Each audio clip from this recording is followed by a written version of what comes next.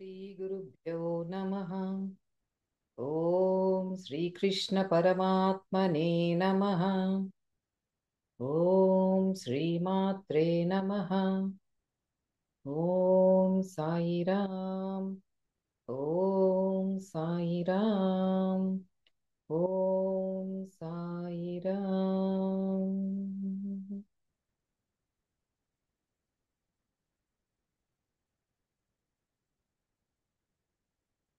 అందరికీ నమస్కారం. I welcome you all to portal to love and light, A channel for a true spiritual seeker. ఈ channel తరపున అందరికీ హార్దిక స్వాగతం. ఇదేంటి కూడా జనవరి 1 వరకు సెలవులని ఇచ్చి మేము హ్యాపీగానేమో భగవద్గీత షెల్ఫ్లోకి తోసేసాము, ఎంజాయ్ చేస్తున్నాము. మళ్ళీ ఈ కొత్త వీడియో ఏమిటి, ఇంకా జనవరి 1 రాలేదు కదా అంటే మరి హోంవర్క్ ఉంది కదా అందుకని. మరి నేనేం చెప్పాను, జనవరి 1 నుంచి కర్మయోగం మొదలు పెట్టుకుందాం అని చెప్పాను. కానీ నేను ఇంకా సాంఖ్యము మనకి కొంచెం శేషం మిగిలి ఉంది అంటే నేను 4 ప్రశ్నలు అడిగాను. 72వ శ్లోకం మనం సాంఖ్యయోగము ముగించుకునే ముందు అర్జునుడు 54వ శ్లోకంలో 4 ప్రశ్నలు అడిగాడు. వాటికి సమాధానము పరమాత్మ ఈ 18 శ్లోకాల్లో అందించటం జరిగింది. అదేమిటో కొంచెం ఓజించి కొద్దిగా తిరగేసి ఆ శ్లోకాలు ఒక్కొక్కటి మళ్ళీ తీసి చూసి ఏ క్వశ్చన్కి ఎక్కడ సమాధానం ఇచ్చారు అనేది హోంవర్క్ ఇచ్చాను. కాకపోతే క్వైట్గా ఉంటే ఆవిడే ఏదో చెప్పుకుంటుంది, ఏదో క్వశ్చన్లు అడుగుతుంది, ఏదో చెప్పుకుంటుంది అంటే సరిపోతుంది కదా. సో మరి నేను అడిగాను కాబట్టి నేనే సమాధానం చెప్పాలి. సో నేను అదే పని మీద ఉన్నాను. యాక్చువల్గా నాకు కూడా ఆ క్వశ్చన్స్ ఎక్కడ ఉన్నాయి, ఎక్కడ చెప్పారు పరమాత్మ అని నాకు వచ్చిన క్వశ్చన్ మిమ్మల్ని అందరినీ అడగటం జరిగింది. సో నేను తెలుసుకొని మీకు చెప్తున్నాను. ఆ, మీరు కూడా మీకు ఇంకా ఇలా అనిపించిందని కానీ ఏదన్నా మీ ఒపీనియన్స్ ప్లీజ్ డెఫినెట్లీ షేర్. మీరు కామెంట్స్లో పెట్టండి, లేకపోతే గ్రూప్లో ఉన్నట్టయితే గ్రూప్లో కూడా డిస్కస్ చేయొచ్చు ఎనీ టైం. సో మనం కొంచెం వెనక్కి వెళ్దాం. సాంఖ్యం కంటే ముందు మనకి అర్జున విషాద యోగం మొదలయ్యింది. ఇదేంటి అక్కడి నుంచి కూడా ముందుకు వద్దాము. జస్ట్ లిటిల్ బిట్ రీక్యాప్, కొంచెం మరి లెంతీ అవుతుందేమో. ఇప్పుడే మొదలు పెట్టాను కదా, నాకు ఎంత లెంత్ అవుతుంది అనేది తెలియదు. సో మాట్లాడుకుంటూ వెళ్దాం. తర్వాత క్వశ్చన్స్ హోంవర్క్ అన్ని డిస్కస్ చేద్దాం. మనకి అర్జున విషాద యోగం మొదటి శ్లోకం ఎవరు అడిగారు, ఎవరు అడిగిన ప్రశ్న అంటే ధృతరాష్ట్రుడు. ధృతరాష్ట్రుడు మనలో ఆయన రిప్రజెంట్ చేసేది ఏంటి, మనలో ఉన్న ఏ గుణాన్ని కానీ దేనిని రిప్రజెంట్ చేస్తున్నారంటే గుడ్డి మనస్సు. ధృతరాష్ట్ర, ధృత అంటే గట్టిగా పట్టుకున్నవాడు, ఆ పగ్గాలను పట్టుకున్నవాడు. ఆ ఏది ఇంద్రియ పగ్గాలను పట్టుకున్నది మనస్సు అయితే ఆ దేన్ని ఇప్పుడు రాష్ట్ర అన్నదాన్ని ఏంటంటే ఏదైతే తనది కాదో, అంటే ఈ కనిపిస్తున్న ఈ మనకి ఈ దృశ్యమాన ప్రపంచం ఏదైతే ఉందో దాని వైపు వెళుతూ ఉన్న ఇంద్రియాలను నాది, ఇదే నాది అన్న దేహాత్మ భావన కానీ ఆ ఇంద్రియాలను కానీ గట్టిగా పట్టుకున్నవాడు ధృతరాష్ట్రుడు.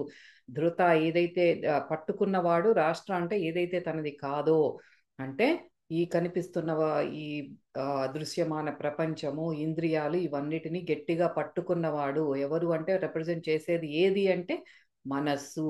ఆ బ్లైండ్ మైండ్, ఆ గుడ్డి మనస్సుని అడుగుతోంది ప్రశ్న అక్కడ.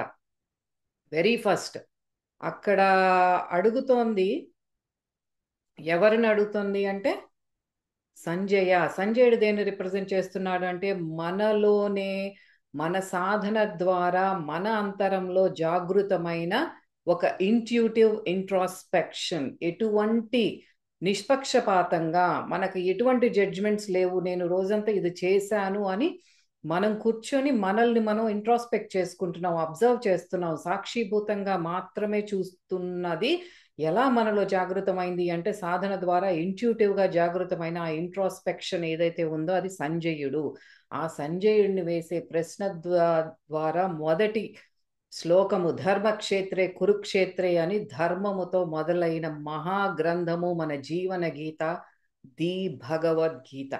అక్కడ మొదలైంది మన జర్నీ. మనకి ప్రతి ఒక్క శ్లోకం మన జీవితం. అది మనం ఎంత అన్వయించుకోగలిగితే, దాని గురించి మనం ఎంత విశ్లేషణ చేసుకొని, మన జీవితంలోకి మనం ఎంత అన్వయించుకోగలిగితే మనకు అంత అర్థమవుతుంది. Bhagavad Gita is nothing but our life. మన డే టు డే లైఫ్, మన ప్రతి నిత్యం మనం ఫేస్ చేసేయి కానీ, మనం ఆల్రెడీ అనుభవించినవి కానీ ఏదైతే ఉన్నాయో, ఎవ్రీథింగ్ ఈజ్ ఇన్ భగవద్గీత. ప్రతి శ్లోకము మన జీవితం. ఇందులో ఈ శ్లోకం ఇంపార్టెంట్, ఇది అన్ఇంపార్టెంట్ అనేది లేదు. పరమాత్మ నోటి నుండి వచ్చిన ఒక్క మాట ప్రతి ఒక్క మాట వెరీ ఇంపార్టెంట్. అంత లోతులోకి వెళ్ళి మనం అర్థం చేసుకొని ఇది అయిపోయే లోపు మనమే భగవద్గీత, మనం భగవద్గీతలో లయం అయిపోవాలి. అదే నేను కోరుకునేది. మీరు కూడా అంత ఇంట్రెస్ట్తో, అంత లోపల జిజ్ఞాసతో వినాలి. విన్నప్పుడే మీలో క్వశ్చన్స్ వస్తాయి. ఎందుకంటే నాకు చదివేటప్పుడు గాటాక్స్ విత్ అర్జునాలో క్వశ్చన్స్ వస్తూ ఉంటాయి. కొన్ని నివృత్తి అవుతూ ఉంటాయి, కొన్ని పరమ గురువుల ద్వారా కానీ, ఒక వీడియో రూపంలో కానీ, ఇంకొక పుస్తక రూపంలో కానీ అది క్లియర్ అవుతూ ఉంటాయి. క్వశ్చన్స్ డెఫినెట్గా రావాలి. నేను చెప్పేది ఇక్కడ మీరు ఇంతే అన్నట్టు తీసుకోవద్దు. ప్రతిదాన్ని just take everything with a pinch of salt. ఇది ఇలా ఎందుకు ఉంది, అలా అట్లా విశ్లేషించుకుంటూ వెళ్తేనే మనకి బాగా అర్థమవుతుంది, గుర్తుంటుంది కూడా. సో అట్లా మొదలయ్యింది అర్జున విషాద యోగం. అయితే అక్కడ ఏం జరిగింది, ఆ సంజయుడు మొదలు పెట్టారు శ్లోకం. ఓకే, ఇక్కడ యుద్ధ భూమిలో ఎట్లా జరుగుతోంది అంటే మనం అది మన అంతరంలోకి తీసుకొని, మన లోపల జరిగే ఈ ధర్మక్షేత్ర కురుక్షేత్ర ప్రేణ అంటే మన సూక్ష్మతలంలో మనకు సాధనలో ఉన్నప్పుడు లోపల జరిగేది ఏంటి అనేది మనం తెలుసుకుంటున్నామని ముందుకు వచ్చాము. అలాగే మనలో ఏం జరుగుతోంది, ఆ డివైన్ క్వాలిటీస్ కానీ కురుక్షేత్ర ఈ యుద్ధ భూమిలో మనము, ఈ కౌరవులు ఉన్నారు, పాండవులు ఉన్నారు, గురువులు ఉన్నారు, వాళ్ళందరూ ఒక్కొక్కళ్ళు ఏ రోల్ ప్లే చేస్తున్నారంటే మనలో ఉన్న ఈ నెగిటివ్ టెండెన్సీస్ ఏంటి, నకారాత్మక భావనలు ఏంటి, మనలో ఉన్న డివైన్ క్వాలిటీస్, మనలో ఉన్న ఆ మంచి గుణాలు, దైవిక గుణాలు ఏమిటి అనేవి పాండవులు రిప్రజెంట్ చేస్తున్నారు. అలాగే అందరూ కలిసి ఆ యుద్ధ భూమిలో ఉన్నారు. పాండవులు ముందు భీష్ముల వారు శంఖాన్ని పూరించారు. అది మన మనసులో ఉన్న ఎంతో చెంచలతను మనకి అది రిప్రజెంట్ చేస్తూ ఉంది. దాని తర్వాత పాండవులు ఒక్కొక్కళ్ళు అంటే దేవదత్తము, పౌండ్ర, అనంత విజయ, అలాగే ఈ సుఘోష, వీళ్ళందరూ కూడా ఆ శంఖాల్ని పూరించిన తరువాత పరమాత్మ పాంచజన్యం పూరిస్తారు. నేనున్నాను, మీకు దైవిక గుణాలందరికీ కూడా అంటే సాధన చేస్తూ ముందుకు వెళ్ళి వాళ్ళల్లో జాగృతమయ్యే ఈ డివైన్ క్వాలిటీస్ ఏవైతే ఉన్నాయో వాళ్ళకి రథసారథిగా మీకు నేను ఉన్నాను అని పాంచజన్యం పూరించారు పరమాత్మ. ఆ తర్వాత అర్జునుడు అడుగుతాడు, సరే సేనయోరుభయోర్ మధ్య నాకు ఈ రథాన్ని నేను ఒకసారి అంతా పరీక్షించాలి, ఈ ఉభయ సేనల మధ్యనే రథాన్ని నిలుపుము అన్నప్పుడు ఒక రథ సారథిగా మాత్రమే, ఎక్కడ ఒక్క డైలాగ్ కూడా లేదు. ఇది ఎందుకు అదెందుకు అని ఏమి క్వశ్చన్ చేయరు. జస్ట్ ఏం చెప్పాడో ఒక రథ సారథిగా మాత్రమే, పరమాత్మగా కాదు, మాత్రమే ముందుకు వెళతారు. రథాన్ని ఉభయ సేనల మధ్య నిలుపుతారు పరమాత్మ. అక్కడ మొదలవుతుంది అర్జున విషాద యోగం. లోపల మొదలవుతుంది ఆ చంచలత, ఎందుకు నేను ఇది చెయ్యాలి అని మొదలైన తర్వాత మరి ఇది విషాద యోగముగా ఎందుకు మారింది, అది దుఃఖముతో కూడింది, మంచిది కాదు కదా, దుఃఖం మంచిది కాదని చెప్తారు, మరి యోగం ఎలా అయింది అంటే అక్కడ మొదలైన అర్జున విషాద యోగం ఏమంటాడు అక్కడ 32వ శ్లోకంలో, నకాంక్షే విజయం కృష్ణ నచ రాజ్యం సుఖానిచ అంటే అని, నాకు విజయము వద్దు, రాజ్యము వద్దు, రాజ్య సుఖాలు వద్దు, బంధువులందరూ పోయాక ఇంకా ఈ భోగాలు ఎందుకు, బ్రతికి నేను ఉండడం దేనికి అని తనలో ఉన్న వైరాగ్యాన్ని వ్యక్తం చేస్తాడు అర్జునుడు. It's a very good point. అక్కడ మనకి తెలుసుకోవాల్సింది ఏంటి అంటే, మనకి ఇప్పుడు గురువులు కానీ అందరూ చెప్పేది ఏంటి అంటే, త్యజించాలి మీకు ఉన్న ఈ సుఖభోగాలని, కానీ వైరాగ్యాన్ని మీరు అలవాటు చేసుకోవాలి. భోజనాన్ని మీరు ఏదైతే అలవాటు పడిపోయి ఉన్నారో ఈ ఫుడ్ హ్యాబిట్స్ కానీ ఇవన్నీ కూడా కొంచెం కొంచెం త్యజించాలి అనే చెప్తున్నారు. అదే వ్యక్తపరుస్తున్నాడు ఇక్కడ అర్జునుడు, వైరాగ్యాన్ని వ్యక్తం చేశాడు ఈ శ్లోకంలో 32వ శ్లోకంలో. అయితే శ్రీకృష్ణ పరమాత్మ అర్జునుడికి వెంటనే ఉపదేశించలేదు, అది ఒక్కటే సరిపోయిందా అని. ఎక్కడ ఇప్పుడు మనకు ఒక సైకాలజిస్ట్ దగ్గరికి వెళ్ళాం అనుకోండి, సైకాలజిస్ట్ దగ్గరికి ఒక కౌన్సిలింగ్ కానీ వెళితే ముందు మన గురించి మనం చెప్పమని ఒక ఓపెన్ క్వశ్చన్ వేసి వదిలేసినట్టు మనం ఎవరైతే ఆ క్లయింట్ వచ్చాడో మొత్తం అంతా తన గురించి తను చెప్పుకుంటాడు. ఆ చెప్పుకునేటప్పుడు ఎలా చెప్తున్నాడు, ఆ మాట బయటికి ఎలా వస్తోంది, ఆ బాడీ లాంగ్వేజ్ ఎలా ఉంది, ఎలా కూర్చుని ఉన్నాడు, ఇలా గోళ్ళు గులికుంటున్నాడా లేకపోతే చెమటలు పడుతున్నాయి, ఇవన్నీ కూడా ఒక సైకాలజిస్ట్ అబ్జర్వ్ చేస్తూ ఉంటాడు. ఆ సైకాలజిస్ట్ రోల్ ప్లే చేశారు అక్కడ శ్రీకృష్ణ పరమాత్మ. అర్జునుకి వెంటనే ఏం ఉపదేశించలేదు, అబ్బా చక్కగా వైరాగ్యాన్ని ప్రదర్శించాడే అని. అయితే అక్కడ ఏం చేస్తున్నారు, ఏ మెంటల్ స్టేట్లో ఉన్నాడు, తన మానసిక స్థితి ఏంటి, నిజంగానే ఇదంతా వైరాగ్యమా అని ఒక జాగ్రత్తగా అబ్జర్వ్ చేస్తున్నారు, గమనిస్తున్నారు పరమాత్మ. ఒక ట్రూ ట్రాన్స్ఫర్మేషన్ అనేది ఇక్కడ జరిగిందా అర్జునుడిలో, ఆ పరివర్తన అనేది జరిగిందా, విరక్తి భావన తనలో కలిగింది ఈ మాట ద్వారా వచ్చినది నిజమేనా అని మాత్రమే అక్కడ పరమాత్మ గమనిస్తున్నారు అంతే. ఎప్పుడైతే 35వ శ్లోకంలో త్రిలోకాధిపత్యం కూడా నాకు అక్కర్లేదు అన్నాడో, అప్పుడు భగవానుడు అర్జునుడికి వైరాగ్యంపై నమ్మకం ఏర్పడింది. ఏమంటాడు, నాకు ఈ అక్కడ మనం అన్వయించుకున్నది ఏంటి, ఈ త్రిలోకాధిపత్యం అంటే నాకు ఈ శరీరం మీద కానీ, సూక్ష్మ శరీరం మీద కానీ, నా కారణ శరీరం మీద కానీ నాకు ఆధిపత్యం వచ్చింది అంటే, ఇంత లెవెల్స్లో నేను డీపర్గా నాలోకి నేను వెళ్ళాను అన్నా సరే నాకు ఇవేమీ వద్దు.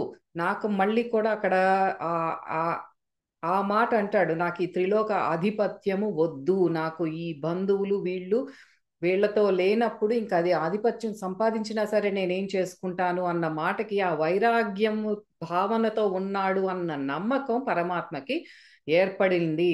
మనలో బ్రహ్మ జిజ్ఞాస అనేది ఒకటి కలగాలి అంటే, మనలో ఆ ఫైర్ అనేది ఒకటి ఇగ్నైట్ అవ్వాలి అంటే, దానికి తొలిమెట్టు ఏంటంటే వైరాగ్య భావన. ఆ వైరాగ్యం అనేది వెరీ ఇంపార్టెంట్. బ్రహ్మజ్ఞాన సాధనకు అది పునాది వంటిది, ఒక ఫౌండేషన్ లాంటిది ఆ వైరాగ్యం అనేది. వీ హ్యావ్ టు, మనం కూడా చెక్ చేసుకుంటూ ఉండాలి మనలో ఎంత వైరాగ్య భావన ఉంది. ఆ నిత్యం మనం సంపాదించుకుంటున్నామా, గ్రీడ్తో సంపాదించుకుంటున్నామా, మనం తినే ఆహారం కానీ గ్రీడ్తో ఆశతో ఇంకా ఇంకా కావాలని తింటున్నామా, ఇవన్నీ కూడా మనం చెక్ చేసుకోవలసినది. మనలో ఉన్న వైరాగ్య భావన ఎలా ఉంది, ఏ స్టేజ్లో ఉంది అనేది. అలా పునాది సరిగ్గా లేకపోతే మనం ఎంత పెద్ద భవనాన్ని నిర్మించినా సరే అది కుప్పకూలిపోతుంది. అట్లాగే విషయాల మీద విరక్తి కానీ వైరాగ్య భావన కానీ లేనప్పుడు కూడా సంపూర్ణంగా, అది కొద్దిగా ఉన్నా సరిపోదు, అది సంపూర్ణంగా ఉన్నప్పుడు తత్వజ్ఞానం కలుగుతుంది. అది లేనప్పుడు పార్షియల్గానే ఉంది, నాకు వైరాగ్య భావన కొద్ది కొద్దిగా వీటిల్లో కొంచెం వాటిల్లో కొంచెం ఉంది అంటే తత్వజ్ఞానం మనకి కలగదు. అది ఒకవేళ కలిగినా కొద్దిగా అది నిలవదు. It's not going to be maintained. అది మనం అర్థం చేసుకోవాలి. అందుకే మనకి ఫకీర్లో బాబా, మీకు వచ్చిన ఆదాయంలో 5% అయినా సరే మీరు చారిటీకి, దాన ధర్మాలకి, సర్వీస్కి, సేవకి వాడండి అని చెప్తారు. మనకి అన్ని గురువులు దగ్గర ఉండి మనం చేతులు పట్టుకుని నడిపిస్తున్నారు. అయితే మనం ఈ దివ్య జ్యోతి ఒకటి ఎగ్జాంపుల్గా ఏంటంటే, దివ్య జ్యోతి అనేది ఒకటి వెలగాలంటే ఏం కావాలి, ఈ ఒక ప్రమిద కావాలి. ఆ ప్రమిద లోపల ఒక నూనె తైలం కావాలి. ఆ తైలంలో మళ్ళీ ఒత్తి కావాలి. ఆ ఒత్తి ఎట్లా దానికి అన్వయించుకుంటే మనం, అలాగే మనలో ఒక జ్ఞాన జ్యోతి అనేది వెలగాలి అంటే సాధన చతుష్టయ సంపత్తి. ఏంటి అది, మనలో వైరాగ్యం అనేది ఒక ప్రమిద లాంటిది, భక్తి అనేది తైలము వంటిది, ఏకాగ్రత చిత్తము ఏకాగ్రతతో ఉండటము అనేది వత్తి వంటిది. ఇవన్నీ ఉంటేనే మనలో జ్ఞాన జ్యోతి అనేది వెలుగుతుంది. అందుకే అర్జున విషాద యోగం భగవద్గీతకు ఒక ఫౌండేషన్ లాంటిది. విషాదం అంటే మళ్ళీ దుఃఖం మంచిది కాదు కదా, కానీ అర్జునుడికి వచ్చిన విషాదం ఏంటి, విషయ విరక్తి, ధర్మ జిజ్ఞాస అనే ఈ రెండు అర్జుని విషాద యోగంలో అంతర్లీనంగా ఉన్నాయి. కాబట్టి ఒట్టి దుఃఖం కాదు తనది, అందులో అంతర్లీనంగా లోపల ఏముంది అనేది మనం ఇప్పుడు అర్జున విషాద యోగంలో తెలుసుకున్నాం. దానికి స్పిరిచువల్గా ఎదగాలి అని ఉన్న సాధకుడిలో జరిగే అంతర్మథనం ఇది. అది ధర్మ జిజ్ఞాస, విషయాల మీద విరక్తి, నాకు ఈ భౌతిక సుఖాల మీద లేదు కానీ స్పిరిచువల్గా ఎదగలేకపోతున్నానేమో నన్న ఒకలాంటి ఒక మానసిక సంఘర్షణ లోపల జరుగుతోంది. ఈ రెండు అర్జునుడిలో ఉన్నాయి కాబట్టే, ఆ విషాదంలో లోపల అంతర్లీనంగా ఉన్నాయి కాబట్టే పరమాత్మను కదిలించి మాట్లాడించింది. ఇట్ ఈస్ నాట్ జస్ట్ వైరాగ్యం, ఇవన్నీ ఉన్నాయి తనలో. అది అర్జున విషాద యోగం అంటే. తర్వాత అర్జునుడు రియలైజ్ అవుతాడు, పరమాత్మ తాను ఎంత మాట్లాడినా నిశ్శబ్దంగా ఉన్నారు అని గ్రహించి ఇంకా తాను వాదించటం, అంతకుముందు చాలా వాదిస్తాడు. ఇది కాదు, ఇట్లా చేస్తే అందరినీ చంపేసి ఆ నెత్తిడి కూడి నేను తింటానా, కులతలవుతారు స్త్రీలు, ఇవన్నీ కూడా మాట్లాడి మాట్లాడి మాట్లాడి మాట్లాడి అక్కడ గ్రహించింది ఏంటంటే పరమాత్మ ఏంటి ఇంత నిశ్శబ్దంగా ఉన్నాడు అని. అప్పుడు ఈ వాదించటం వలన ఏమాత్రం ప్రయోజనం లేదు అని వెంటనే తన కర్తవ్యాన్ని తెలుసుకుని శ్రీకృష్ణ పరమాత్మకు సాష్టాంగ నమస్కారం చేసి సాంఖ్యములోకి అడుగుపెట్టి 7వ శ్లోకంలో శిష్యస్తేహం షాధిమాం త్వాం ప్రపన్నం అని తన్ని శరణు జొచ్చుతాడు అర్జునుడు అని పరమాత్మను ఇంకా నేను నీకే వదిలేస్తున్నాను పరమాత్మ, ఏం చెయ్యాలో మీరే చెప్పండి, నాకు కర్తవ్య బోధ చెయ్యండి అని పరమాత్మకి పూర్తిగా సంపూర్ణ శరణాగతి అక్కడ తను చూపించింది. ఏంటి అర్జునుడు అంటే ఇంకా కంప్లీట్ సరెండరెన్స్ అన్నమాట, అంకిత భావంతో శరణాగతితో ఇంకా ఏమీ లేదు నా దగ్గర, అంతా మీకే వదిలేస్తున్నాను, మీరు ఏది చెబితే అది చేస్తాను అని అక్కడ ఆ పాయింట్ దగ్గరకి వస్తారు. అంటే సాంఖ్యంలో మనకి దానికి ముందే పరమాత్మ 2వ శ్లోకం నుండి మాట్లాడటం ఆరంభిస్తారు. ఎక్కడ 3వ శ్లోకంలో మనకి క్లైబ్యం మాస్మగమ పార్థ, అది వెరీ ఇంపార్టెంట్ శ్లోక. నైతత్వయి ఉపపద్యతే క్షుద్రం హృదయ దౌర్బల్యం త్యక్తోత్తిష్ట పరంతప. It's a very very very important శ్లోకం అది, 3వ శ్లోకం సాంఖ్య అండ్ యోగా. అయితే ఇది అని భగవంతుడు అక్కడ ఏం చెప్తున్నారు అర్జునుడికి, ఈ నిర్వీర్యత్వము నీకు పనికి రాదు, ఆ ఫియర్లెస్నెస్ ధైర్యాన్ని నూరిపోస్తారు ఆ శ్లోకంలో. ఈ శ్లోకం క్లైబ్యం మాస్మగమ పార్థ అనే ఈ శ్లోకం 3వ శ్లోకం స్వామి వివేకానందుల వారికి చాలా ఇష్టమైన శ్లోకం అట. ఇది నాకు పరమ పూజ్యులు శ్రీ శ్రీ శ్రీ స్వామి విద్యా ప్రకాశానందగిరి స్వామి వారి రచించిన గీతా మకరందము అన్న ఆ భగవద్గీతలో దాంట్లో ఫస్ట్ పేజ్లోనే ఇది ఇవ్వటం జరిగింది. ఈ ఒక స్వామి వివేకానంద గారికి ఆయన శిష్యులు వచ్చి అడుగుతారంట, మీకు భగవద్గీతలో మొత్తం 700 శ్లోకాలు ఉన్నాయి కదా, 700 అన్నిట్లోనూ ఒక్క శ్లోకం మీదే మీరు పాయింట్ చేసి ఇది ఇంపార్టెంట్ అని చెప్పాలంటే మీరు ఏం శ్లోకం చెప్తారు అంటే సాంఖ్యము మరియు యోగం, సాంఖ్యయోగంలో 3వ శ్లోకము క్లైబ్యం మాస్మగమ పార్థ, ఆ శ్లోకమే ఇంపార్టెంట్ అని చెప్పారు. అంత ఇంపార్టెంట్ అసలు. సాంఖ్య యోగమే ఈ 2వ అధ్యాయమే ఒక సంక్షిప్త భగవద్గీత, మొత్తం అంతా కూడా ఇందులో ఉంటుంది. అందులో కూడా ఈ శ్లోకం వెరీ ఇంపార్టెంట్.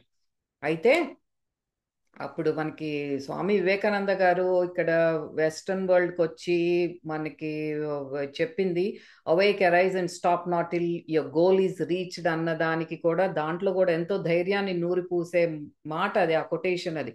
దాని వెనక ఉన్నది ఏంటి అంటే ఇదే, ఈ భగవద్గీతలో ఉన్న దానికి వివేకానందల వారు చెప్పిన దానికి ఈ 3వ శ్లోకం ఈజ్ ద పునాది లాంటిది. అయితే ఇక్కడ ఏం చెప్తున్నారంటే పిరికితనము, దిగులు పడటము, దౌర్బల్యము, ఈ దుఃఖంతో ఉండటము, నిత్యం ఏడవటం, ఇవన్నీ కూడా ఉన్నవారికి ఏంటంటే పరమాత్మ కాదు కదా, అక్కడ పరమాత్మ నివాసం కాదది. ఎప్పుడు దుఃఖిస్తూ నాకు ఇది లేవు అది లేవు, నాకు భయం వేస్తోంది, ఏదైనా పని చేయాలంటే నేను చేయలేకపోతున్నాను, ఇలా నిత్యం కంప్లైంట్ చేస్తూ ఉండే వాళ్ళకి పరమాత్మ కాదు అక్కడ ఉండేది, దెయ్యాలు నివాసం ఉంటాయి అని తెలుసుకోవాలి అందరూ. ఈ శ్లోకంతో నిర్జీవుడుగా ఉన్న అర్జునుడికి ఒక్కసారిగా శక్తి సంచారం జరిగేటట్లు ఒక ఇంజెక్షన్ ఇచ్చినట్లు ఈ శ్లోకం ఉంటుంది. అదే ఒక్కసారి మనకి ఇప్పుడు పిల్లలు కానీ ఎక్కడన్నది బాగా చదువుకుని వాళ్ళకి ఎగ్జామ్ టైం వచ్చేపాటికి నేను ఇంకా చెయ్యను అంటే, అయ్యో నాన్న నిజమా నువ్వు చెయ్యవా, ఎగ్జామ్కి వెళ్ళవా నాన్న అంటామా, ఒక్క అరుపు అరుస్తామా, అలాంటిది ఈ శ్లోకం. సడన్ గా తనలో ఒకలాంటి ఎడ్రినలిన్ రష్ రావాలి లోపల, ఒక్కసారిగా ఆ శక్తి ప్రసరణ జరగాలి అంటే ఒక ఇంజెక్షన్ లాంటిదే ఈ శ్లోకం అని చెప్తున్నారు. అర్జునుడికి భాగ్యాల పట్ల విరక్తి కలిగింది, కానీ దేహాత్మ భావన, బంధువుల పట్ల మోహము ఇంకా పోలేదు. అందుకే ఇప్పుడు అదే రిపీట్ చేస్తూ ఉంటాడు. అంటే తనలో అవిద్య కానీ అజ్ఞానం కానీ కొంతవరకు నిర్మూలించబడింది. ఎప్పుడు ఆ శ్లోకంలో ఏదైతే చెప్పాడో, నాకు వీటి మీద ఎటువంటి ఆపేక్ష లేదు, నాకు ఈ త్రైలోక్యము అన్నిటి మీద ఆధిపత్యం సంపాదించినా నాకేం వద్దు, నాకు విజయం వద్దు అన్నప్పుడు కొంతవరకు తనలో వైరాగ్య భావన, అంటే అజ్ఞానం కొంతవరకు నశించింది అన్నట్టు చెప్పాడు, కానీ పూర్తిగా పోలేదు. అందుకనే మళ్ళీ ఈ సాంఖ్యం మొదలైన తర్వాత కూడా వీళ్ళందరూ నా గురువులు బంధువులు, వీళ్ళని చంపి నేను రక్తాన్నం తిననా, ఇలా మాట్లాడతాడు. కాబట్టే పరమాత్మ ఆత్మ జ్ఞానాన్ని ముందు ఉపదేశించని ఆరంభించారు. తనలో ఉన్న ఈ కొంతవరకే నిర్మూలితమైన దాన్ని అవిద్య ఇంకా చాలా పర్సెంట్ ఉంది తనలో. దానికి ముందు ఏంటి అంటే ఆత్మజ్ఞానం కావాలి. ఆత్మజ్ఞానం ఎలాంటిది అంటే, ఒక ఇంటెన్స్ సిచ్యువేషన్లో ఉన్న ఒక వ్యక్తి, అంటే చాలా జబ్బు పడి ఒక ఇంటెన్సివ్ కేర్లో క్రిటికల్ ఫేజ్లో, క్రిటికల్ స్టేట్లో ఉన్న ఒక వ్యక్తికి అప్పటికప్పుడు కావలసిన ట్రీట్మెంట్, చాలా హై డోస్లో ఇవ్వాల్సిన ట్రీట్మెంట్ ఉంటుంది. ఆ డోస్ ఇచ్చేసి కొంచెం మనిషి స్థిమిత పడిన తరువాత గ్రాడ్యువల్గా మనం ఆ డోస్ తగ్గించుకోవటం, మళ్ళీ నిదానంగా ఆ యాంటీబయాటిక్, పోటెంట్ యాంటీబయాటిక్ కాకుండా కొంచెం తగ్గుముఖం పట్టిన తర్వాత పొటెన్సీ తగ్గిస్తాం. అలాంటిదే ఆ హైయెస్ట్ పోటెంట్ డ్రగ్ ఏంటి అంటే ఆత్మజ్ఞానము. నీలో ఉన్న ఆ హైయెస్ట్ పొటెన్షియల్ నీకు తెలియాలి అర్జున. నువ్వు నీలో ఉన్న ఆ చిత్ స్వరూపము, సత్స్వరూపము, ఆనంద స్వరూపం అనేవి నువ్వు.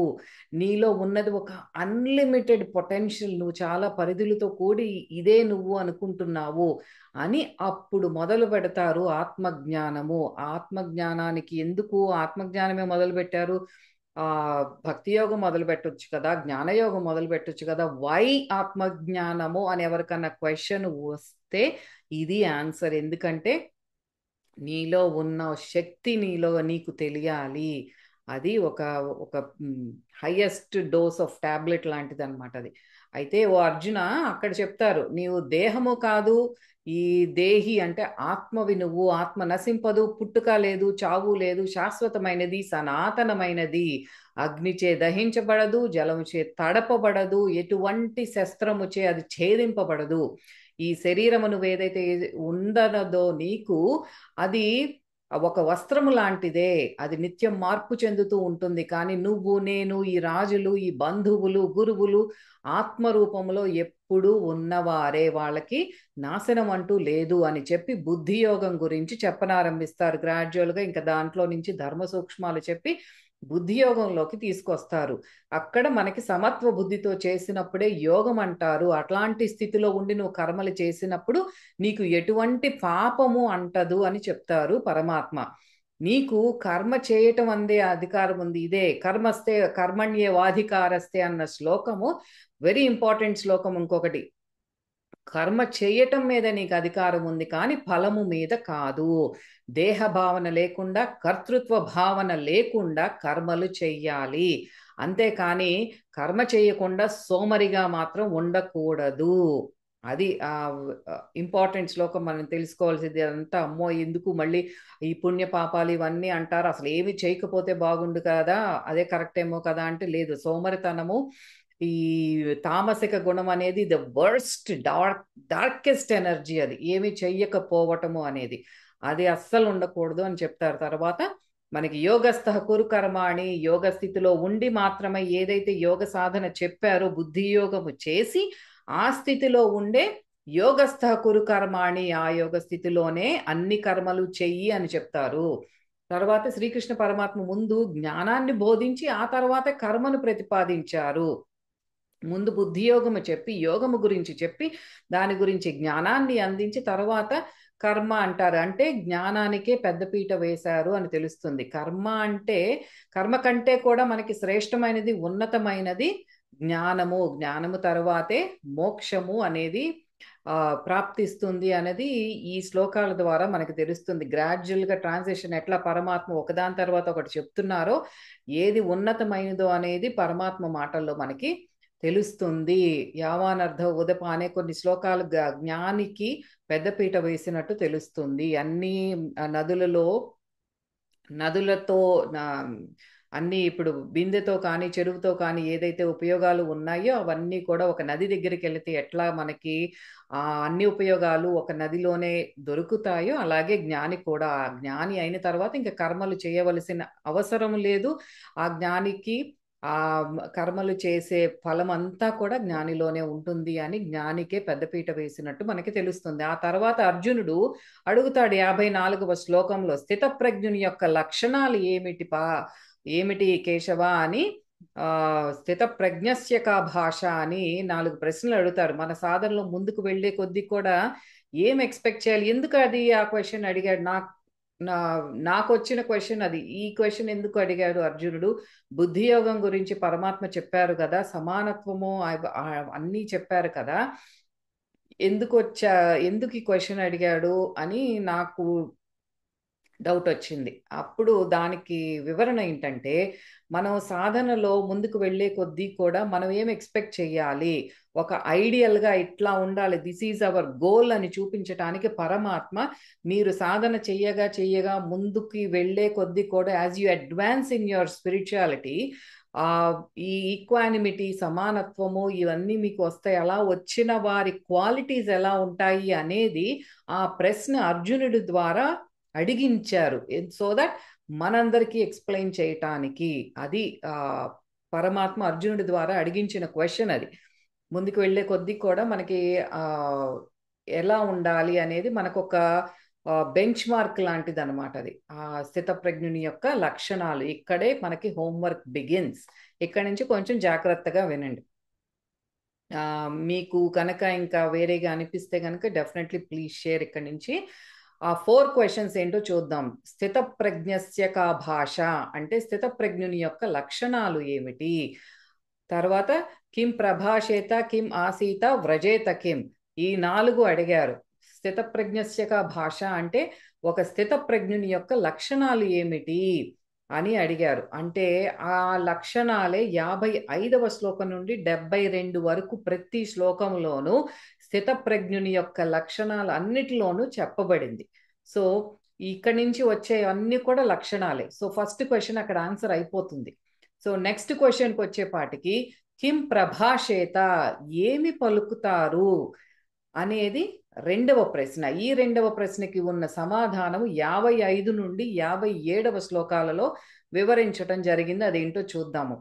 కోరికలను పూర్తిగా త్యజించి ఆత్మలో లయమైనప్పుడే సంపూర్ణంగా సంతృప్తి చెందుతాడు. అప్పుడు ఆ జ్ఞానంలో స్థిరపడిన వాడు స్థితప్రజ్ఞుడిగా పరిగణించబడతారు. ఎవరు? ఎప్పుడైతే మన కోరికలు పూర్తిగా త్యజించి ఆత్మలో లయమైపోతామో అప్పుడు కోరికలు మనకి ఎఫర్ట్ లేకుండానే మనలో నుండి దూరం అయిపోతాయి. అప్పుడు అక్కడ జ్ఞానంలో స్థిరపడిన వాడుగా పరిగణించబడతాడు. అతడినే స్థితప్రజ్ఞుడు అంటారు. నిత్యం క్రియాపరావస్థలో ఉండేవారికి దుఃఖం కలిగినప్పుడు కానీ, ఆందోళనక కానీ, సుఖాల పట్ల ఆసక్తి కానీ ఉండదు.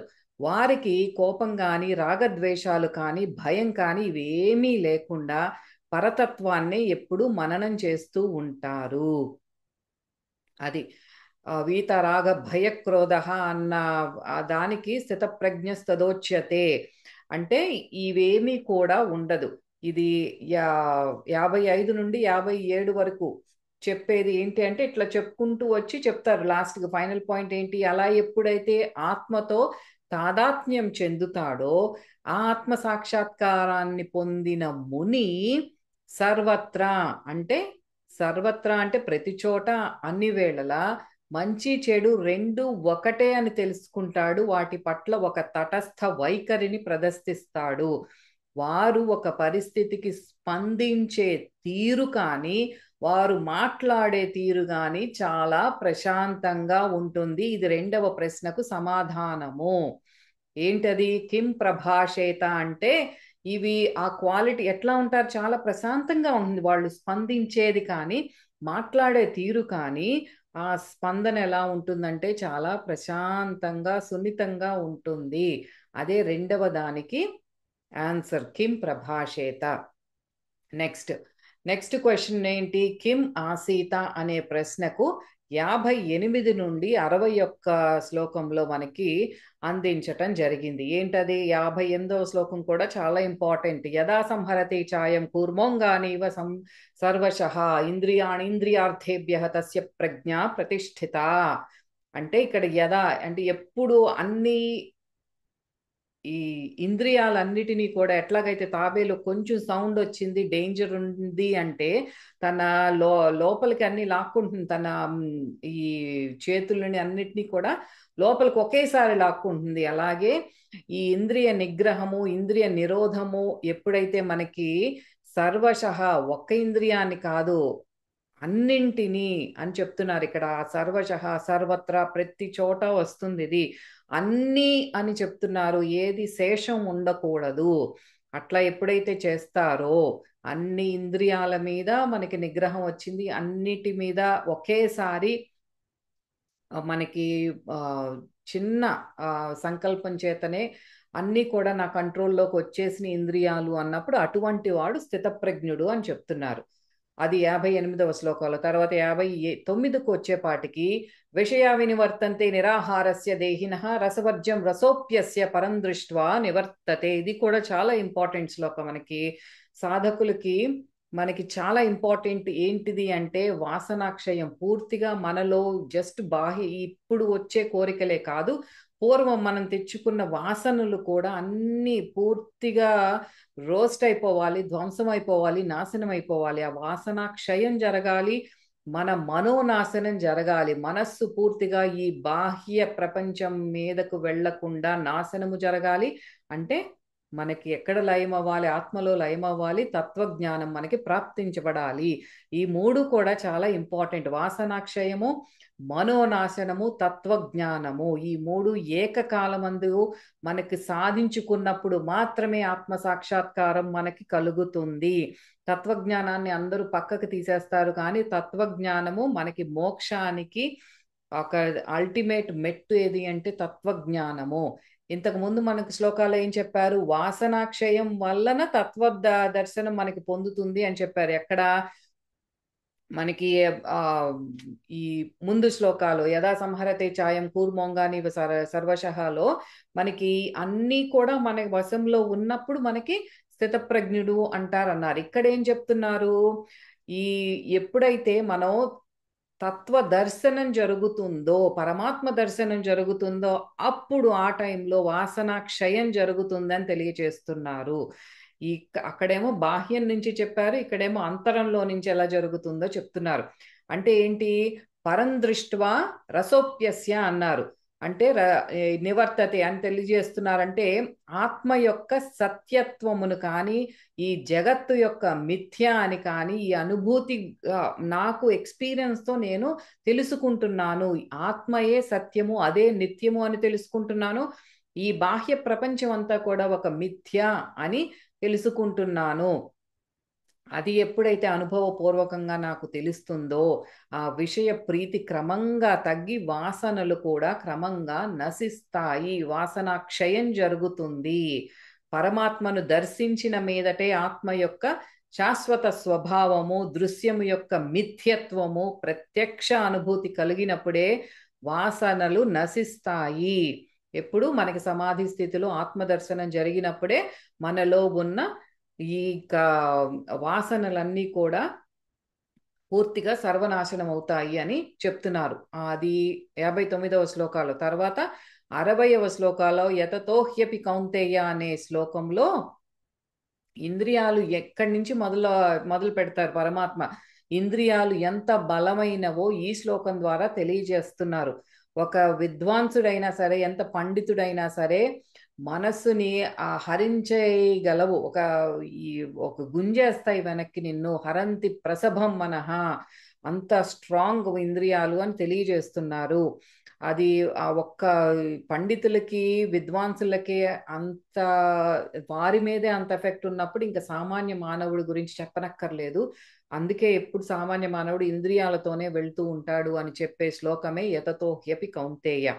ఆ తర్వాత అంటే సాధకుడు అనేవాడు నాకంతా ఇంద్రియ నిగ్రహం వచ్చేసింది అని అజాగ్రత్తతో ఉండకూడదు అని మనందరికీ చెప్పేది ఈ శ్లోకం.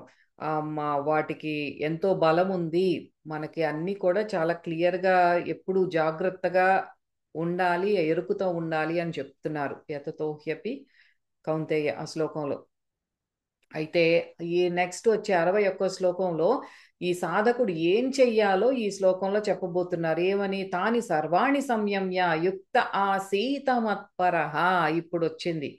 కిం ఆసీత అంటే యుక్త ఆసీత. ఇక్కడ మీరు ఒక హైలైటర్ పెట్టుకొని హైలైట్ చేసుకోండి. 61వ శ్లోకంలో కిం ఆసీత అనే 3వ ప్రశ్నకి ఇక్కడ యుక్త ఆసీత మత్పరః అని చెప్పారు. ఆ యుక్త ఆసీత ఒకసారి హైలైట్ చేసుకోండి. వసేహి యస్యేంద్రియాణి తస్య ప్రజ్ఞ ప్రతిష్ఠిత.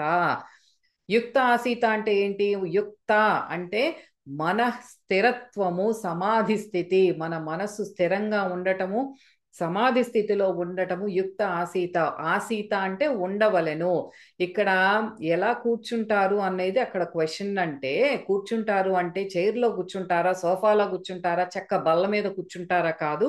యుక్త ఆసీత ఇక్కడ ఏంటి? ఆసీత అంటే సమాధి స్థితిలో స్థితంగా ఉండగలిగిన వాడు అని అర్థం ఇక్కడ.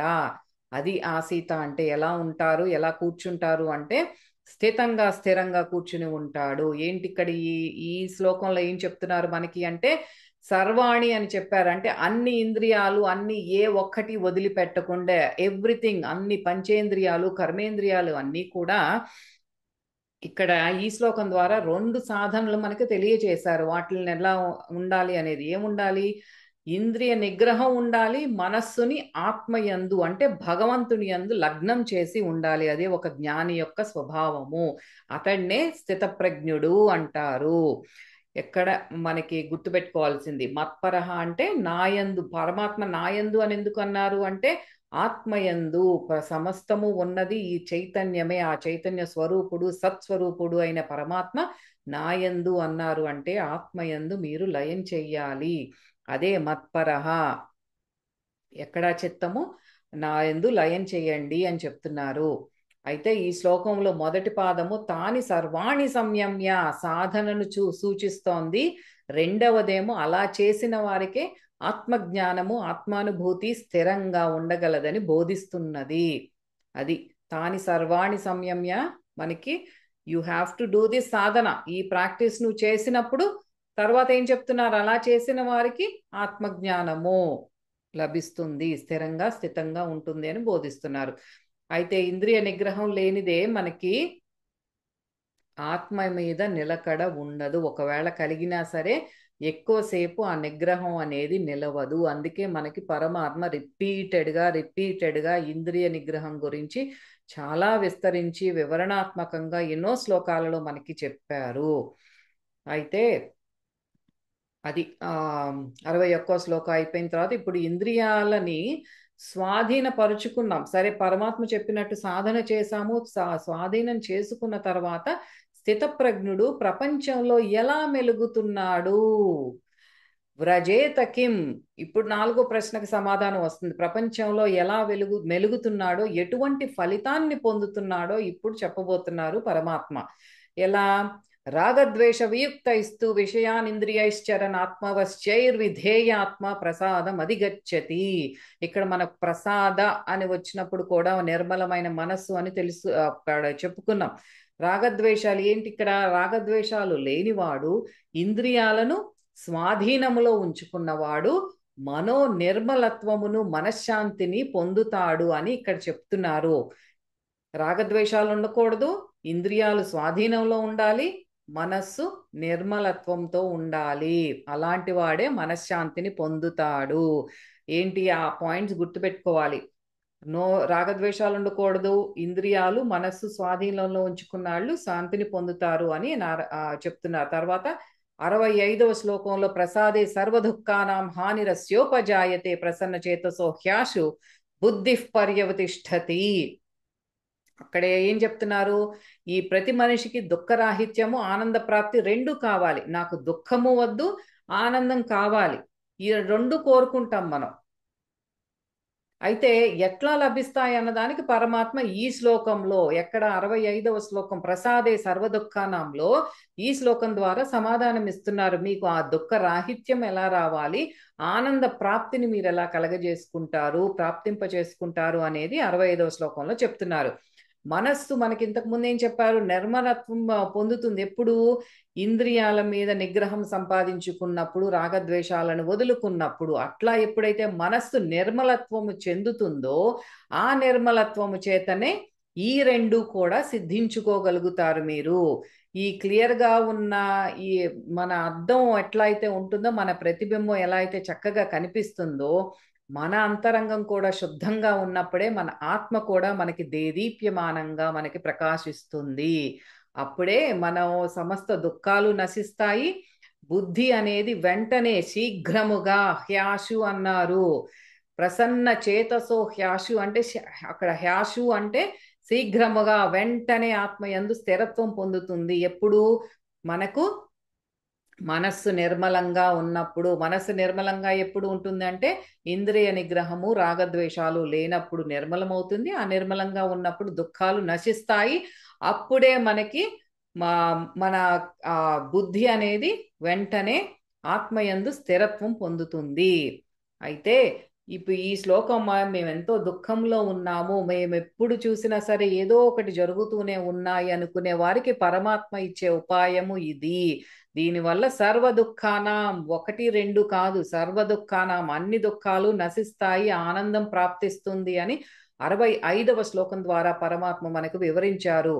అయితే ఇంద్రియాలను స్వాధీనపరచుకోని వారి యొక్క దుస్థితి ఎలా ఉంటుంది? సరే, వీళ్ళేమో ఇంద్రియాలను వాళ్ళు ఆధిపత్యం వహించారు, వశం చేసుకున్నారు.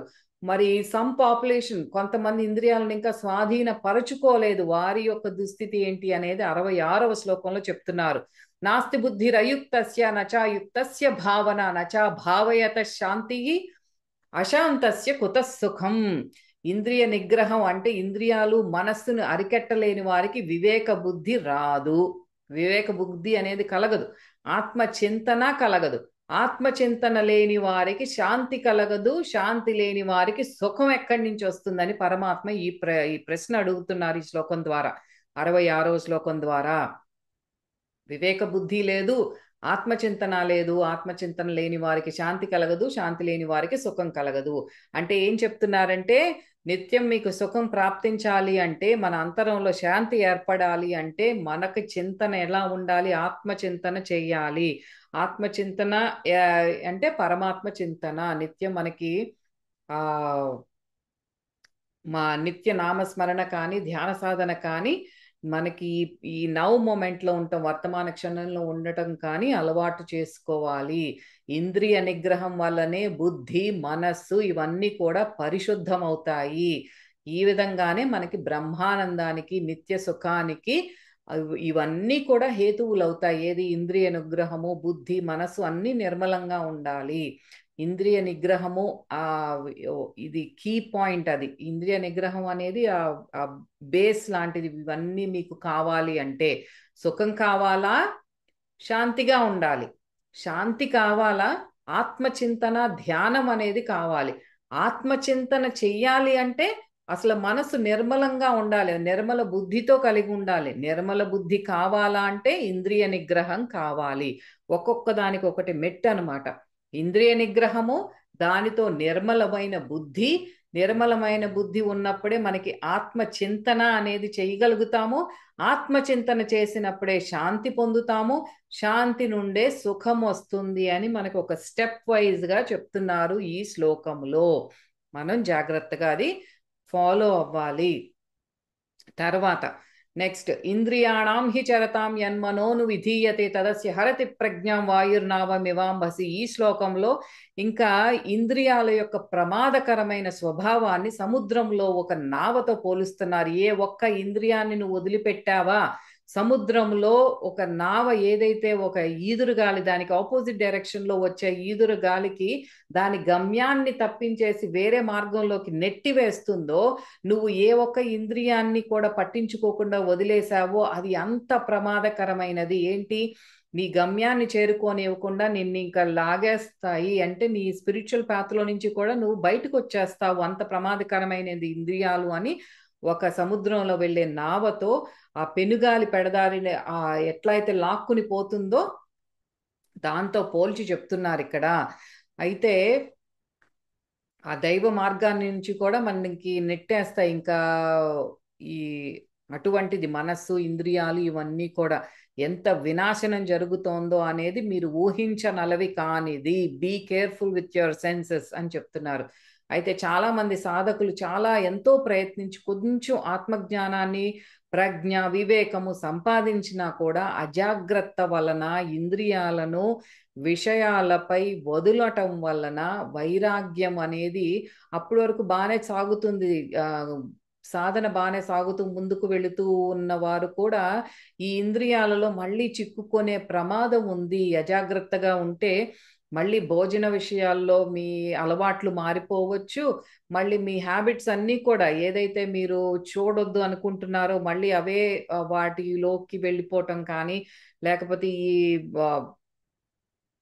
ఈ పార్టీయింగ్ అని కానీ ఏదో ఒకటి, అంటే ఆ బిజీ లైఫ్లోకి వెళ్ళిపోయి స్పిరిచువల్ పాత్లో నుంచి కూడా మళ్ళీ తప్పుకునే ప్రమాదం ఉన్నది.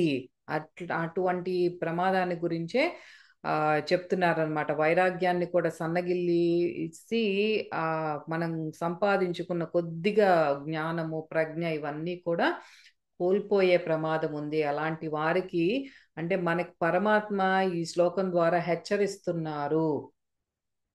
అది మనం నిత్యం గమనించుకుంటూ ఉండాలి. మనం ఎటువంటి ఏ ఇంద్రియాలతో మనం వెళ్ళిపోతున్నాము అనేది. అయితే తర్వాత 68వ శ్లోకం, తస్మాద్యస్య మహాబాహో నిగృహీతాని సర్వశః ఇంద్రియాణీంద్రియార్థేభ్యః తస్య ప్రజ్ఞ ప్రతిష్ఠిత. ఇక్కడ కూడా మళ్ళీ సర్వశః అని చెప్తున్నారంటే ఏ ఒక్క ఇంద్రియం కాదు, అన్ని ఇంద్రియాలు సంపూర్ణంగా లొంగ తీసుకోవాలి, కొంచెం కూడా వదిలిపెట్టకూడదు అని స్పష్టం చేస్తున్నారు ఈ శ్లోకంలో. అంటే ఏమని, ఆ తస్మాద్యస్య మహాబాహో అంటే అర్జునుడికి మళ్ళీ ఒకసారి రిపీటెడ్ రీఇన్ఫోర్స్మెంట్ అనమాట ఇది. ఎవరు తన ఇంద్రియాల విషయాలపైకి పోనీయక సర్వ విధముల అరికట్టుచున్నాడో అతని జ్ఞానమే స్థిరమై ఉంటుంది సుమా. ఈ ఇంద్రియాలకు ఉన్న ప్రాముఖ్యత అంటే మోక్ష మార్గంలో మనకి ఇంద్రియ నిగ్రహణ అనేది ఎంత ఇంపార్టెంట్, ఎంత ముఖ్యమైనది అనేది పరమాత్మ ఈ శ్లోకం ద్వారా మళ్ళీ నొక్కి వక్కాణించి చెప్తున్నారు. 69వ శ్లోక, యా నిశా సర్వభూతానాం తస్యాం జాగర్తి సంయమే తస్యాం జాగ్రత్త భూతాని సా నిశా పశ్యతే మునేహే అనే ఈ శ్లోకంలో మనకి ఒక జ్ఞానికి, సామాన్య మానవుడికి లేదా అజ్ఞానికి ఉన్న ఆ తేడా ఏంటి అనేది పగలు రాత్రితో పోల్చి, ఇది ఒక ఫిజికల్ లైఫ్లో చూసుకున్నా సరే, ఆధ్యాత్మికంగా చూసుకున్నా సరే ఇద్దరికి ఉన్న వారి ఇంక్లినేషన్ ఎట్లా ఉన్నది అనేది చెప్తున్నారు. అజ్ఞానికేమో రాత్రి అనేది జ్ఞానికి పగలు, జ్ఞానికి ఏది రాత్రో అది అజ్ఞానికి పగలు. అంటే అజ్ఞానికి ఈ దైవిక విషయాలు కానీ, పారమార్థిక విషయాలు కానీ వీటి మీద నిర్లక్ష్య వైఖరి ఉంటుంది. తర్వాత చూసుకుందాములు, ఇప్పుడు ఇదేంటి, ఈ అసలు ఆలోచన కూడా రాదు. ధ్యానం అని కానీ, పొద్దున్నే లేచి ఒక అనుష్ఠానము, ఒక పూజా విధానం కానీ ఏదైనా సరే ఆ బిజీ లైఫ్లో పడిపోతూ ఉంటాడు ఒక సామాన్య మానవుడు. కానీ ఒక జ్ఞాని మాత్రం నిత్యం ఆత్మచింతన, దైవ చింతన, ఈ ఆత్మానుభూతి వాటి మీదే ఎక్కువ ఉంటుంది. ఆ అనుభూతితోనే కలిగి ఉంటారు నిత్యం. ఎప్పుడు కూడా సాక్షిభూత తత్వంతో జాగరూకులై ఉంటారు ఎవరు, జ్ఞాని. అంటే అజ్ఞానులు ఏ విషయంలో అయితే నిద్రిస్తున్నారో, అంటే దైవిక విషయముల పట్ల జ్ఞాని మేల్కొని ఉంటారు. ఈ ప్రాపంచిక విషయాల మీద ఆసక్తి లేక నిద్రించుచున్నారు ఎవరు, ఒక జ్ఞాని. పశ్యతో మునేహే అంటే పరమాత్మ తత్వాన్ని దర్శించేవారు అని అర్థం అనమాట. అంటే భగవంతుణ్ణి, ఆత్మను ప్రత్యక్షంగా చూడవచ్చు, అనుభూతి చెందవచ్చు అని స్పష్టంగా మనకి ఈ శ్లోకం ద్వారా చెప్తున్నారు. మీరు స్పష్టంగా మీ ఆత్మను అనుభూతి చెందవచ్చు, పశ్యతో మునేహే అని చెప్తున్నారు. మీరేమీ అధైర్యపడవద్దు, మీ సాధన కొనసాగించండి. మీరు కూడా డెఫినెట్గా మీ ఆత్మానుభూతిని, ఆత్మ దర్శనాన్ని పొందుతారు. ఎప్పుడు, మునిలాగా పరతత్వాన్ని మననం చేసినప్పుడు. అంటే ఇంద్రియ నిగ్రహము కలిగి సదా మేల్కొని ఉండాలి అని మనకి ఈ శ్లోకం ద్వారా పరమాత్మ బోధిస్తున్నారు. ఆ అప్పుడే మనకి ఆ నిర్మల చిత్తము, బుద్ధి, నిగ్రహణ మనకి స్థిరంగా ఉండటం, ఇవన్నీ కూడా ఒకదాని తర్వాత ఒకటి మనకి పొందుతాం అన్నమాట. తర్వాత ఆపూర్యమాణ మచల ప్రతిష్టం అని 70వ శ్లోకంలో మనకి మళ్ళీ జ్ఞానిని సముద్రంతో పోల్చి చెప్తారు ఇక్కడ. ఈ శ్లోకం మనకి మన పరమ గురువులైన స్వామి శ్రీ యుక్తేశ్వరగిరి గారికి చాలా ప్రియమైనదని కూడా మనం చెప్పుకున్నాం. ఈ శ్లోకంలో జ్ఞాని అంటే సముద్రంతో పోల్చి ఏం చెప్తున్నారు? సముద్రంలోకి అనేక నదులు అలా కలిసి కలిసి ఉన్నా సరే, మళ్ళీ ఆ సముద్రంలో నీరు వేడికి ఆవిరై మేఘంగా రూపాంతరం చెందినా సరే, ఆ నీటి మట్టం వాటర్ లెవెల్ అనేది ఎటువంటి మార్పు ఉండదు. సముద్రంలోకి నదులొచ్చి కలిసినా కానీ అక్కడి నుండి నీళ్లు ఎవాపరేట్ అయిపోయి ఆవిరైపోయి వెళ్ళినా కానీ అందులో ఎటువంటి మార్పు ఉండదు. అలాగే జ్ఞాని కూడా తన ఇంద్రియాలకు ఈ శబ్దాది విషయాలు ఏదైతే ఉన్నాయో ఏదో ఒకటి గోచరిస్తూనే ఉంటాయి. ఇప్పుడు జ్ఞాని అంటే రోడ్డు మీద వెళ్తున్నప్పుడు ఆయనకి కూడా ఎన్నో కనిపిస్తూ ఉంటాయి, ఎన్నో మాటలు వింటూ ఉంటారు, భోజనం రుచి చేస్తూ ఉంటారు, అన్ని జరుగుతూనే ఉంటాయి. కానీ ఎటువంటి చలనము లేకుండా నిర్వికారుడుగా ఉంటారు ఒక జ్ఞాని. మనలాగా ప్రతిదాని వెంట వెళ్ళిపోరు, చంచలతతో ఉండరు. ఏది జరిగినా సరే ఇంద్రియాలు ఎట్లా ఏ ఇన్ఫర్మేషన్ ఆ ఇంద్రియాలు తనకి తీసుకొచ్చినా సరే నిర్వికారుడుగా ఉంటారు ఒక జ్ఞాని. అదే ఒక గుంటలో కానీ చెరువుల్లో కానీ బాగా ఎండ వేస్తే అవి ఎండిపోతాయి, అలాగే బాగా వర్షాలు పడితే అవి పొంగిపోతాయి. అలాంటిదే ఒక సామాన్య మానవుడి స్థితి అన్నమాట. ఏదైనా బాగా మనకు నచ్చింది జరిగితేనేమో బాగా పొంగిపోతాం, మనకి నచ్చనిది జరిగితేనేమో అది దుఃఖాక్రాంతులు అయిపోతాం, అంటే డిప్రెస్ అయిపోతాం. అలాంటి స్థితి మానవుడిది, మన సామాన్య మానవుడిది. వేరాజ్ జ్ఞాని అయితే ఒక సముద్రం లాగా నిశ్చలంగా నిర్వికారుడిలాగా ఉంటాడు అని మనకి 70వ శ్లోకంలో చెప్పారు. ఇప్పుడు 71వ శ్లోకంలో మనకి 4వ ప్రశ్నకి ఉన్న సమాధానం చెప్తున్నారు.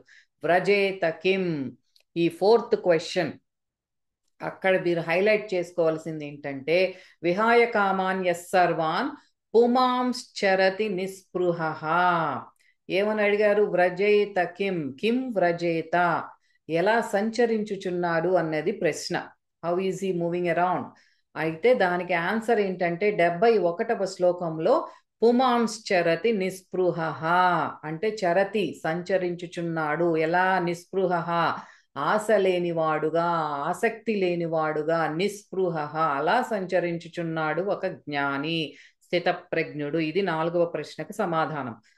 మనకి ఏమంటున్నారు ఇక్కడ ఈ శ్లోకంలో? శాంతి సుఖము పొందాలి అనుకునేవారు ఈ 4 సాధనలు ఆచరించాలి. ఏంటిదది?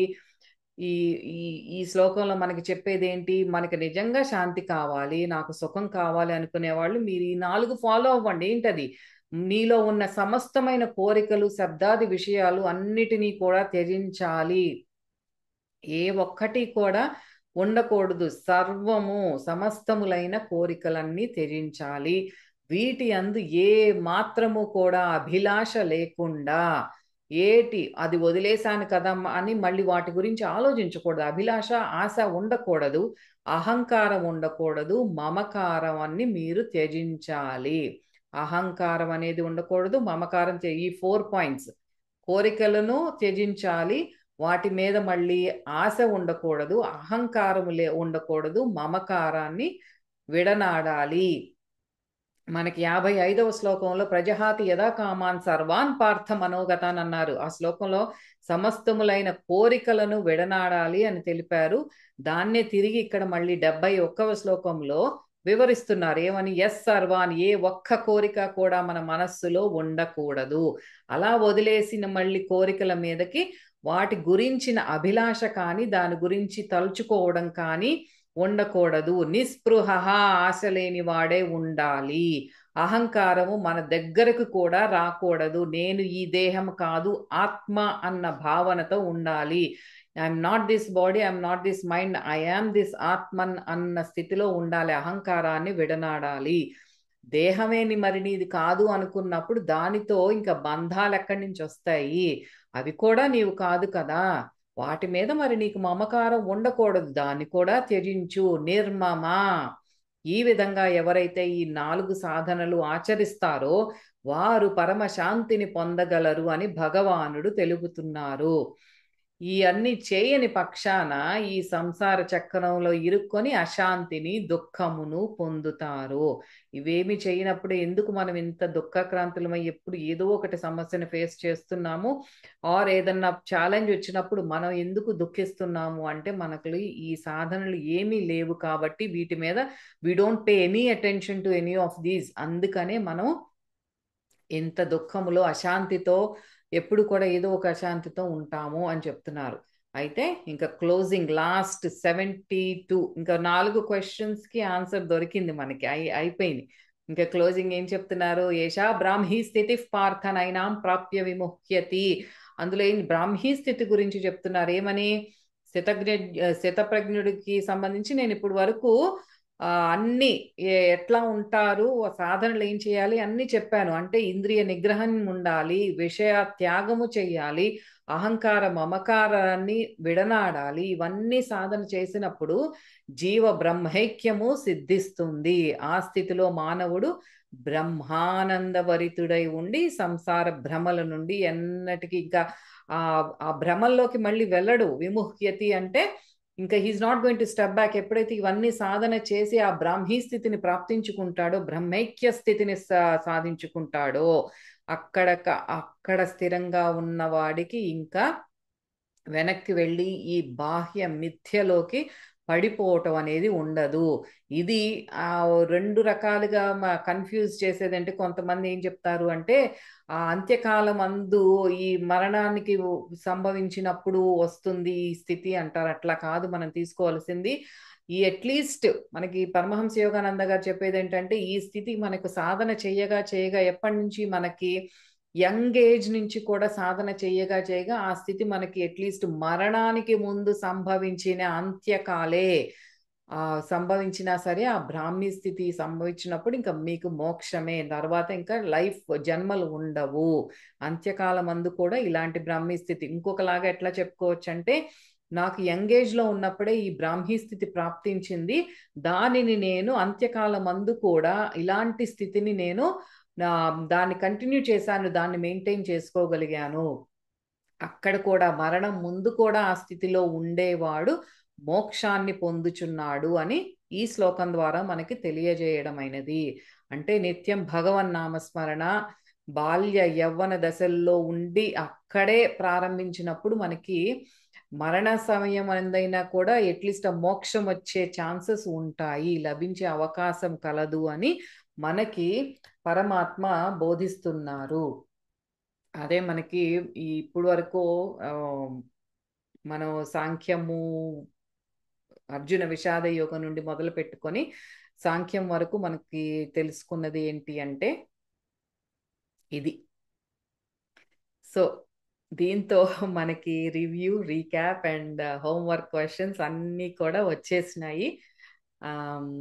కొంచెం దీంతో అర్థమైంది అని అనుకుంటున్నాను. అంటే సాంఖ్యంలో ఏం చెప్పుకున్నాము, సోఫార్ ఏం జరిగింది అనేది భగవద్గీతలో అర్థమైంది. అట్లీస్ట్ కొంచెం అన్న మేడ్ సెన్స్ అన్న ఫీలింగ్ వచ్చింది అనుకుంటున్నాను.